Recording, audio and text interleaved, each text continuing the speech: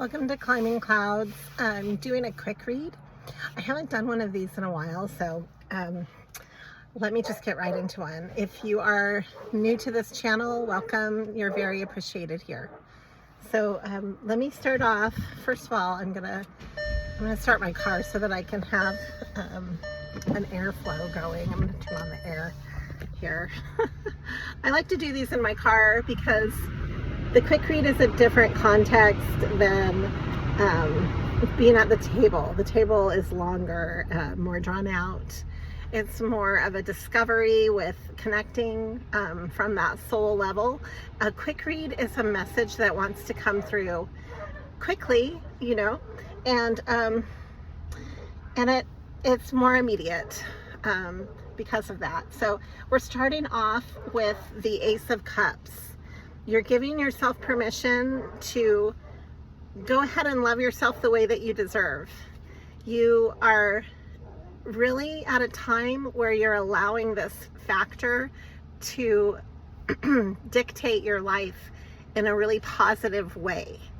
So you might have blocked this in the past, but now you're warming up to this because you know how essential it is for you to be able to manifest your own sense of self-worth. Is a huge part of that, like knowing that you deserve to have good in your life as opposed to ignoring that and maybe making that seem like it is only if it comes in like in spurts, or if you allow it to trickle in accidentally, for instance.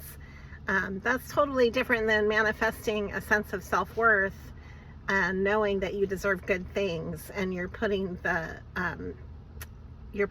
process front and center. You're not diminishing your own self-worth. You're allowing your worth, you're filling up your cup. That's important. You're making it a priority. You're getting close to the 10 of Cups by doing this, because the 1 becomes 2 becomes 3. This is the start to the 10 of Cups. So keep filling up your cup. And then we have here the Queen of Cups is coming through. So this is being heart-centered and loving in your approach to your process, to how you deal with yourself, how you talk to yourself, how you talk to others, how you embody that heart energy, that watery realm of that give and take, being more trusting maybe, or more reciprocal in nature. The Queen of Cups embodies the energy of generosity as well. So being generous with your time, with how you try to see others' perspectives, not just your own. You know, you're kind of like sharing and opening your heart space in so many ways in your life. This brings a lot of healing around you. Okay, so what we're dealing with here is the Magician. You're on a magician pathway. This is all about manifestation. And this is how you draw in, you know, the goals that you have. This is how you draw in the affirmations. This is how you create something out of nothing. You have new opportunities because of this magician energy. You are willing to experiment with like a cause and effect in your own life. Like, oh, if I think these thoughts today and I actually put the time into this, will it generate A to B to C to D or whatever. I'm just giving you an example of how you're willing to put yourself out on a limb in the magician energy. The magician energy is very inquisitive. It's very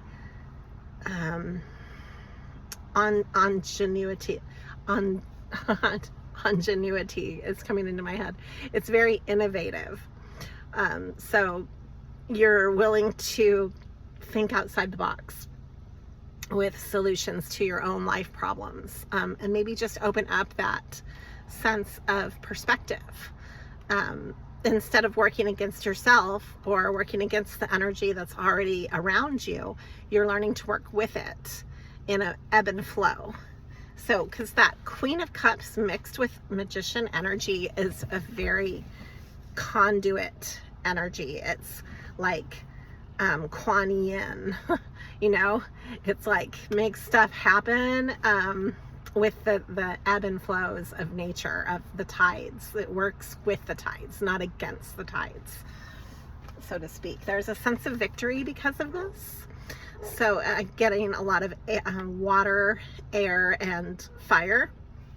And this is the Six of Wands, which is a victorious card. It has to do with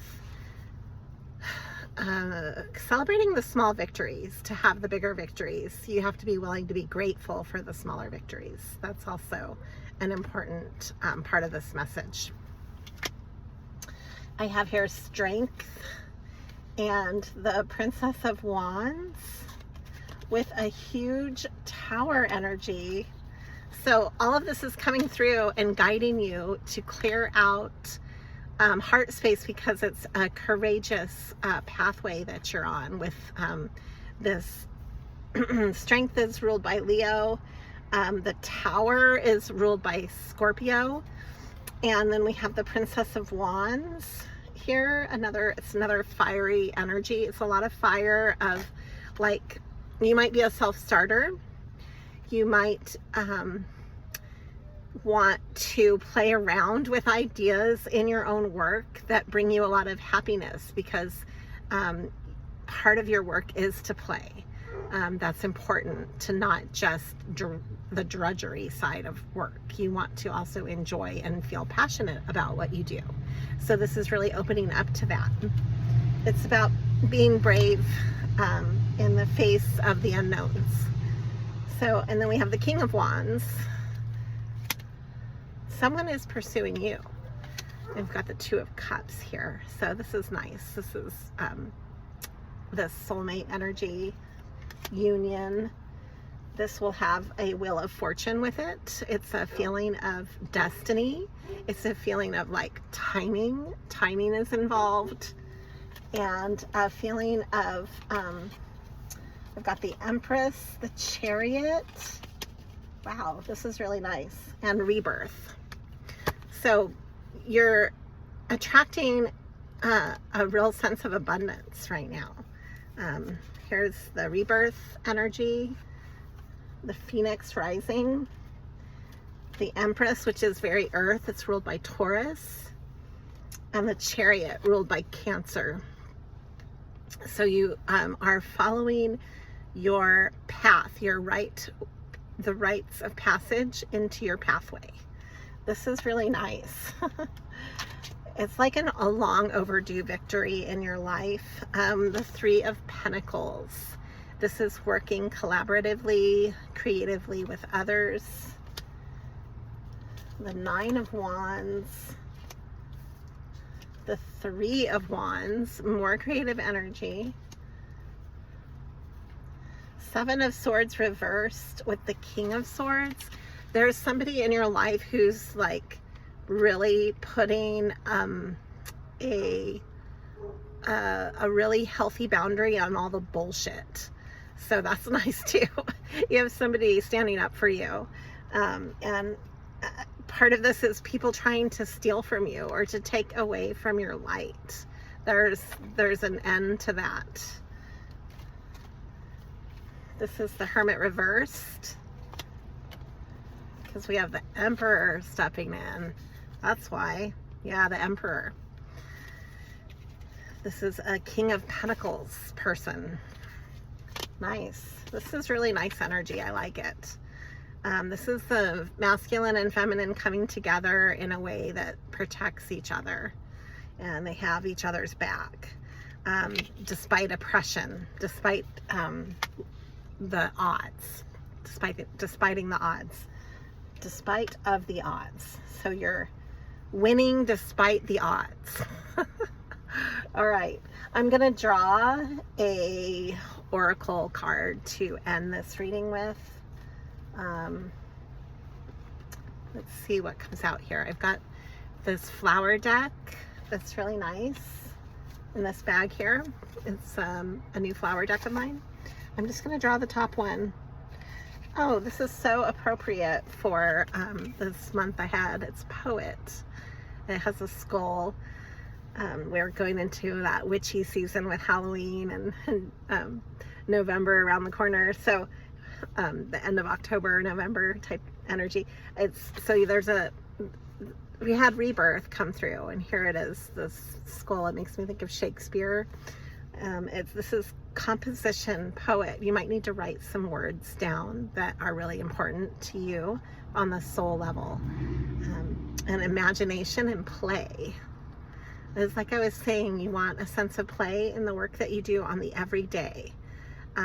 So this is having that sense of play with that, the mundane practical, and bringing it up to a higher dimension on the soul level. Let me draw one more or two more. Let me see what comes out here. I'm going to draw two more.